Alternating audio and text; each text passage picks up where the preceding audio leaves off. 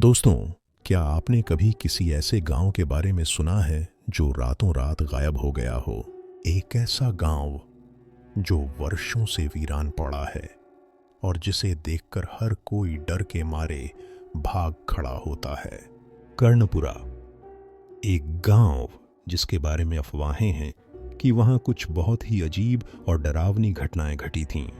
4 दोस्तों आदित्य, माया, विवेक और अनुष्का ने इस रहस्य का पता लगाने का मन बनाया। उन्हें विश्वास था कि यह सब सिर्फ एक पुरानी कहानी है, लेकिन जब वे उस गांव के पास पहुंचे तो वहां का सन्नाटा और अजीब माहौल उनकी सोच को पूरी तरह बदल देता है। जैसे ही वे गांव में कदम रखते हैं, उन्हें महसूस होता है कि यह गांव सिर्फ वीरान नहीं है, बल्कि यहां कुछ और भी है, कुछ जो अब भी जीवित है और जो उन्हें अपने जाल में फंसा सकता है। तो दोस्तों, क्या आप तैयार हैं इस डरावनी और रहस्यमयी यात्रा के लिए? चलिए कहानी शुरू करते हैं। बारिश की हल्की बूंदें सूनी सड़क पर गिर रही थीं। अंधेरे में सिर्फ एक जीप की हेडलाइट्स चमक रही थीं, जो जंगल के घुमावदार रास्तों पर धीरे धीरे आगे बढ़ रही थी। जीप में 4 लोग थे, आदित्य, माया, विवेक और अनुष्का।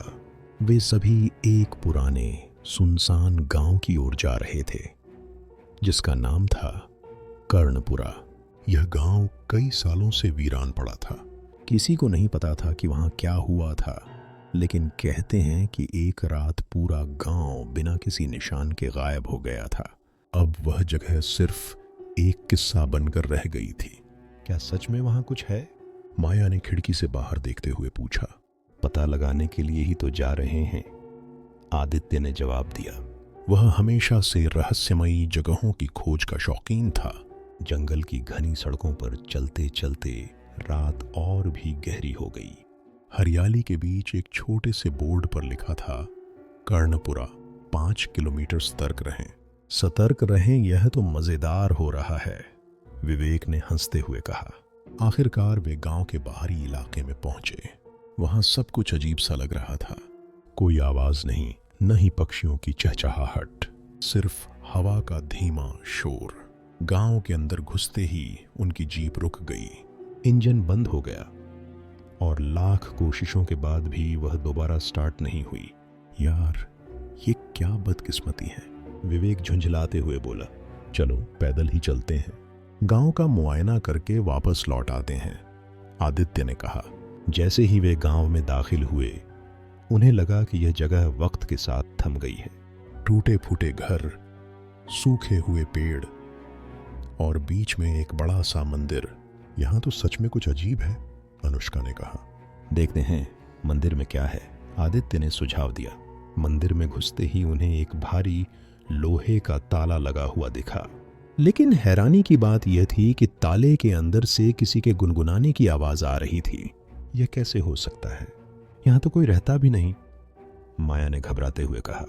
हो सकता है कोई अंदर फंसा हो। ताला तोड़ते हैं, आदित्य ने कहा। ताले को तोड़ते ही दरवाजे के पीछे से एक जोर का झटका महसूस हुआ, जैसे किसी ने दरवाजे को धक्का मारा हो। अंदर घुसते ही उन्होंने देखा कि फर्श पर लाल रंग से कुछ लिखा हुआ था, यहां मत रुको, लौट जाओ। तभी पीछे से मंदिर का दरवाजा खुद ब खुद बंद हो गया। चारों ने घबराकर इधर उधर देखा, लेकिन वहां कोई नहीं था। यह सब अजीब हो रहा है, हमें वापस चलना चाहिए, अनुष्का ने कहा। लेकिन आदित्य को ऐसा लगा जैसे कोई उन्हें देख रहा हो। उसकी नजर छत की ओर गई। वहां एक काला विकृत चेहरा दिखा, जो धीरे धीरे दीवार पर रेंगता हुआ उनकी ओर बढ़ रहा था। भागो, आदित्य ने चिल्लाया। चारों दरवाजे की ओर भागे, लेकिन दरवाजा अंदर से बंद था। तभी वह काली आकृति उनकी तरफ तेजी से बढ़ने लगी। उसकी आंखें जलती हुई लाल थीं और उसके मुंह से अजीब आवाजें निकल रही थीं। विवेक ने किसी तरह दरवाजे को तोड़ने की कोशिश की और आखिरकार वह खुल गया। चारों बाहर भागे, लेकिन मंदिर के बाहर सब कुछ बदल चुका था। गांव में अब धुंध छा गई थी और हवा में एक अजीब सी ठंडक थी। उनके आसपास के घरों से धीमी धीमी फुसफुसाहटें सुनाई दे रही थीं, जैसे कोई उन्हें बुला रहा हो। यह जगह, यह जिंदा है, माया ने कांपते हुए कहा। तभी उनकी जीप के पास से किसी के कदमों की आवाज आई। आदित्य ने हिम्मत करके पीछे मुड़कर देखा। जीप के पास एक औरत खड़ी थी, सफेद साड़ी में। उसके बाल उसके चेहरे पर गिरे हुए थे और उसके हाथ में एक पुरानी लालटेन थी। कौन हो तुम? आदित्य ने चिल्लाया। औरत ने धीरे धीरे सिर उठाया। उसका चेहरा आधा जला हुआ था और उसकी आंखें सीधे आदित्य की ओर देख रही थीं। तुमने उन्हें जगा दिया है, अब तुम नहीं बचोगे, उसने धीरे से कहा। तभी पूरी गांव में चीखों की आवाज गूंजने लगी। चारों ने जीप की ओर दौड़ लगाई, लेकिन जीप अब वहां नहीं थी। हम फंस गए हैं, विवेक ने कांपते हुए कहा। चारों ने एक दूसरे की तरफ देखा और तभी बारिश की बूंदें अब और तेज हो गई थीं। कर्णपुरा गांव की हवा में अब चीखों और सिसकियों की आवाजें गूंजने लगी थीं। अंधेरे में रास्ता दिखाना मुश्किल हो रहा था, लेकिन आदित्य, माया, विवेक और अनुष्का किसी तरह अपनी जान बचाने के लिए दौड़ रहे थे। वो औरत, वो कौन थी? माया की सांस फूल रही थी। मुझे नहीं पता, लेकिन उसने कहा कि हमने उन्हें जगा दिया है। आखिर उन्हें का मतलब क्या है? आदित्य ने घबराते हुए जवाब दिया। चारों एक पुराने जर्जर घर में छिपने के लिए घुस गए। अंदर घुसते ही उन्होंने दरवाजा बंद कर लिया और सांसें समेटने लगे। यह जगह, यह जिंदा है। अनुष्का की आवाज कांप रही थी। घर के अंदर अजीब सी ठंडक थी। फर्श पर जगह जगह खून के धब्बे थे और दीवारों पर उकेरे गए अजीबोगरीब चिन्ह किसी प्राचीन भाषा में कुछ कह रहे थे। यहां से बाहर निकलने का कोई रास्ता ढूंढना होगा, विवेक ने कहा। जैसे ही उन्होंने घर का मुआयना करना शुरू किया, एक कमरा ऐसा मिला जिसमें एक टूटा हुआ आईना रखा था। उस आईने के सामने एक पुराना झूला कुर्सी थी जो धीरे धीरे अपने आप हिल रही थी। यह जगह और भी डरावनी होती जा रही है, माया ने कहा। तभी आईने में कुछ हलचल हुई। चारों ने मुड़कर देखा तो उन्हें अपनी परछाई नहीं दिख रही थी। इसके बजाय आईने में वही सफेद साड़ी वाली औरत खड़ी थी, लेकिन इस बार वह अकेली नहीं थी। उसके पीछे कई और परछाइयां थीं। विकृत चेहरे, जले हुए शरीर और खून से सने हाथ। तुमने गलती की है, आईने में औरत की आवाज गूंजी। तुमने इस गांव को छेड़ा है, अब तुम्हें इसकी कीमत चुकानी होगी। अचानक आईना जोर से फट गया। टुकड़े हवा में तैरने लगे और कमरे में अजीब सी गूंज उठी। झूला कुर्सी अब तेजी से हिलने लगी और दीवारों पर खून से लिखे हुए शब्द उभरने लगे। तुम यहां से जिंदा नहीं जा सकते, यहां से भागो, आदित्य ने चिल्लाया। चारों ने भागने की कोशिश की, लेकिन जैसे ही वे दरवाजे की ओर बढ़े, दरवाजा खुद ब खुद बंद हो गया। कमरे की रोशनी अचानक लाल हो गई और फर्श पर उभरे चिन्ह चमकने लगे। गांव का अतीत। कमरे के कोने में एक पुराना लकड़ी का संदूक रखा था। उस पर एक चेन लिपटी हुई थी, लेकिन संदूक के अंदर से किसी के रोने की आवाज आ रही थी। क्या है इसके अंदर? विवेक ने डरते हुए पूछा। जो भी हो, हमें इसे खोलना होगा। हो सकता है यही इस सब का जवाब हो, आदित्य ने कहा। उन्होंने बड़ी मुश्किल से चेन को तोड़ा और संदूक का ढक्कन उठाया। अंदर एक पुरानी डायरी रखी थी। डायरी खोलते ही उसमें से धूल का गुबार निकला और उसके पन्नों पर खून के धब्बे थे।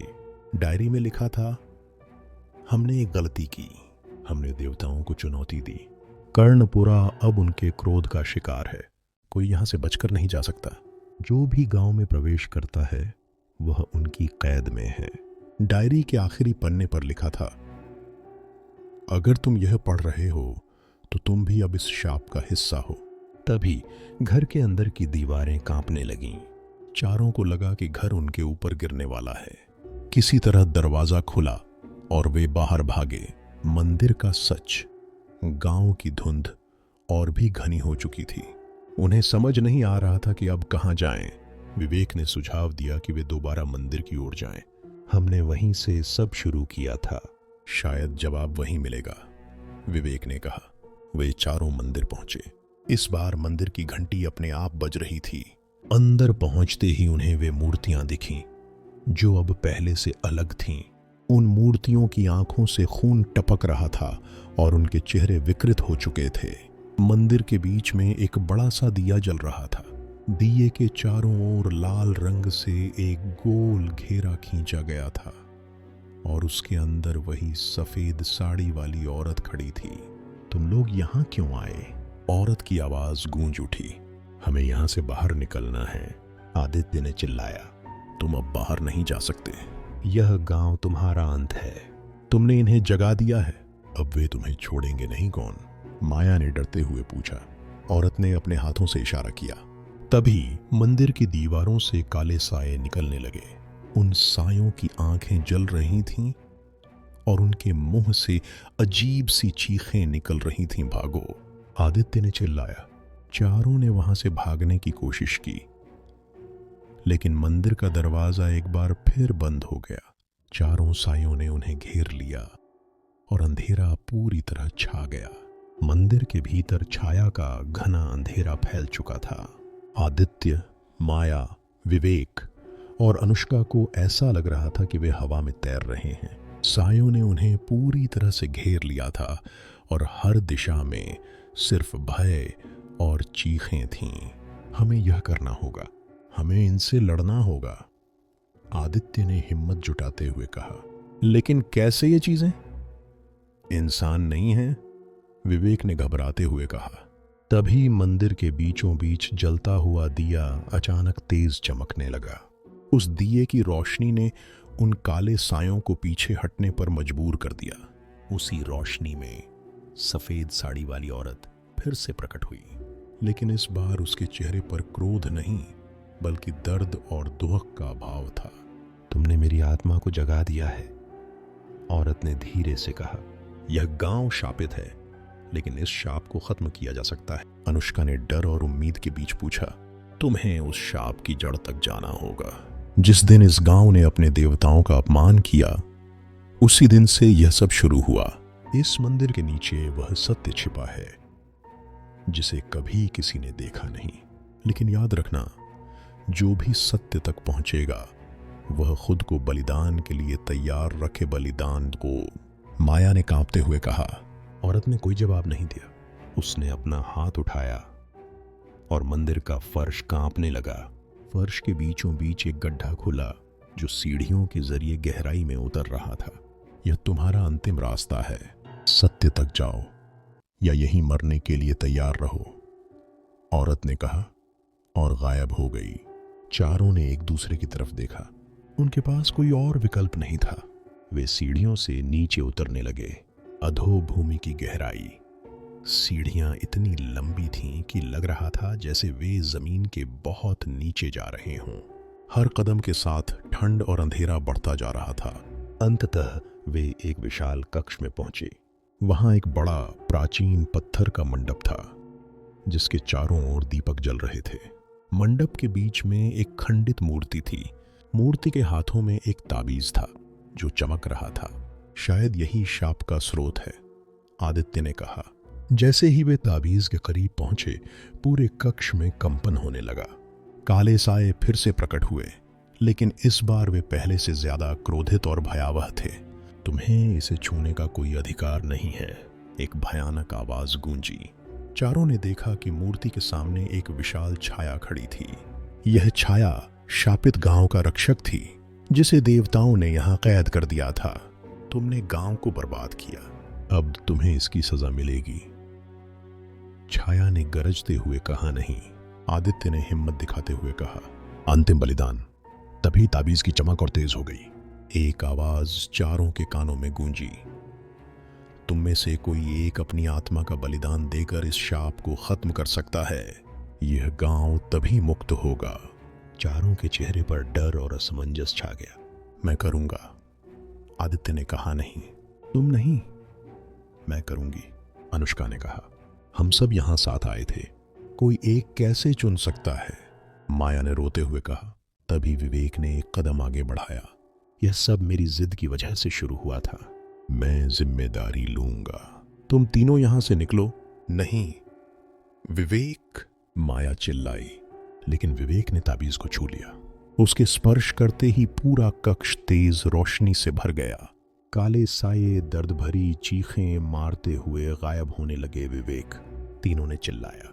रोशनी धीरे धीरे कम हुई और ताबीज टूटकर मिट्टी में मिल गया। मूर्ति फिर से संपूर्ण हो गई, लेकिन विवेक अब वहां नहीं था। गांव का उद्धार। मंदिर के ऊपर सूरज की पहली किरणें दिखाई देने लगीं। गांव की धुंध छंट चुकी थी। टूटे फूटे घर फिर से खड़े हो गए और पक्षियों की चहचहाहट सुनाई देने लगी। विवेक ने हमें बचा लिया, माया ने आंसू पोंछते हुए कहा, और गांव को भी, आदित्य ने कहा। तीनों ने गांव से बाहर का रास्ता पकड़ा। जब वे जीप तक पहुंचे तो वह सही सलामत खड़ी थी। उन्होंने जीप में बैठकर गांव को आखिरी बार देखा। कर्णपुरा अब मुक्त हो चुका था, लेकिन वह बलिदान कभी भुलाया नहीं जा सकेगा।